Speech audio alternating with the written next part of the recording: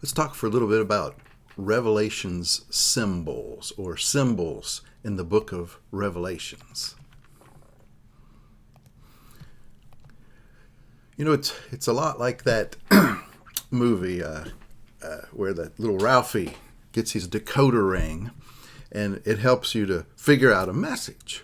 Revelations is full of symbols. And first century Christians were familiar with these symbols and their meanings.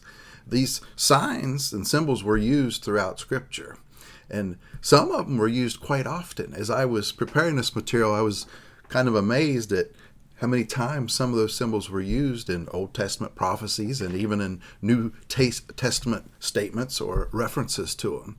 So being familiar with these symbols and what they mean can give you a better chance of figuring out what the book of Revelations is actually trying to say. You'll see these symbols and go, I know he's referring to this, or he's referring to that being or that person.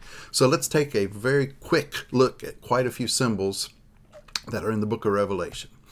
There's the Ark of the Covenant is mentioned quite a few times in the book of Revelations, and that's symboling the New Testament, or, it's almost like the New Covenant, if you will. The Ark of the Covenant, the New Covenant being symbolized. There's a beast mentioned many times in Revelation, and a beast is usually about a government or ruling power, wild, savage, jungle brute beast.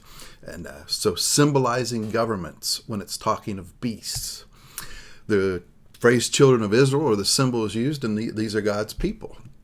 We're familiar with God's people in the Old Testament, and of course Christians, spiritual Israel in the New Testament, God's people.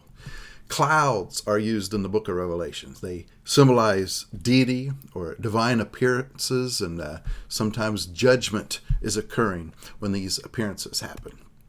There are colors used in the book of Revelations. Black would symbolize death or doom coming. Red would symbolize, again, sin and death and warfare and bloodshed. And white symbolizes purity, victory, things of that nature. Purity and victory, white. The crystal sea phrase is used in the book of Revelations. That might ring a bell hearing about the crystal sea, and it's symbolic of a calm or tranquil setting, hope, assurance, even though there's storms and persecutions. There's this hope and peace, a crystal sea. A diadem is mentioned. If you sing religious songs, you've maybe sang that phrase about diadem sometimes, and a type of crown. It symbolizes royalty, and even that sometimes that royalty is bad. It can even be Satan represented by it, and that's not to be confused for those that are students of the Stephanos, the crown of the victor of Christ, but a diadem representing royalty. Dragon, used in Revelations quite often, and all references and material are saying it is always Satan. When you read of the dragon, it is Satan. Horns are mentioned in Revelations. It's symbolizing power and authority. This, again, came from even Daniel in the Old Testament prophecy. Horns and power, strength. The lamb, which as Bible students, that shouldn't be too hard to figure out, but it will symbolize Christ usually. There's purity and goodness, but Christ, the lamb, in the book of Revelation. Lion mentioned, book of Revelations. That's strength, boldness, power, bravery. Lion. It talks of being defiled with women in the book of Revelation, and that's really talking about idolatry, symbolized spiritual fornication or idolatry. So you'll have phrases about being defiled with women, and it's actually idolatry. Door, again, a familiar phrase for those who have heard Jesus' teachings, that it symbolizes Christ's patience, that he's waiting there, he's appealing for you to come in and accept him, and there's an opportunity there and things for the door. An eagle, mentioned in Revelation some, and it can symbolize speed, swiftness, but it can also symbolize an evil omen, the eagle. So eagle used Revelations. Frogs, symbol mentioned in Revelations. It's something loathsome, and usually it would mean like an unclean spirit or something like that. And you can't help but think as Bible students of how frogs plagued the children of Israel at one point and things of that nature. So frog, something loathsome. Fire in Revelation, usually a purification process, so fire purifying.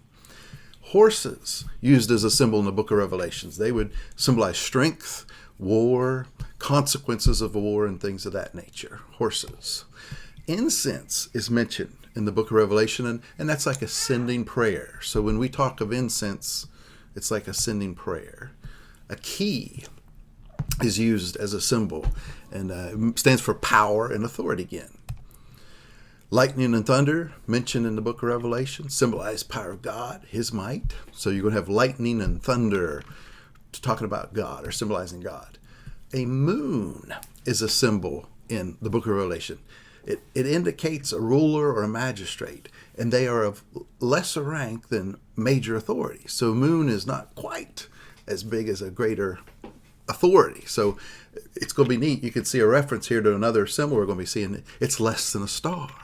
A moon is not as great as a star's power, but still very significant, it says. The moon. Mountains are symbols of permanence and unmovability, and they represent even the foundation of the earth. They're symbols of eternity, that things are going to stand for a long time, the mountains.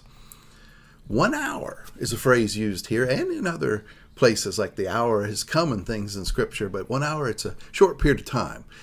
It's similar to the phrase we would use in our culture of in a little while or in a minute. It'll happen in a minute. So 1 hour, symbol, book of Revelations. Palm leaf in there, representing joy and deliverance and preservation and things of that nature. And again, Bible student familiar with palm leaves having been in Scripture. Rainbow, representing hope. We know that was a symbol from God. The sea represents chaos. Reminds you sometimes of being there and the crashing and things and uncontrollable chaos. And can signify powers of evil and things of that nature, but chaos from the sea. There's a seal in the book of Revelations and symbolizes that the item that you have received, doesn't it? It definitely is from the person that sent it. That's what the seal represents, just what we know a seal to be. It proves who sent that item.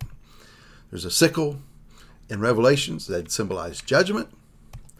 There's the star that we mentioned earlier, and that represents a major ruler authority greater than a moon when it talks about a star.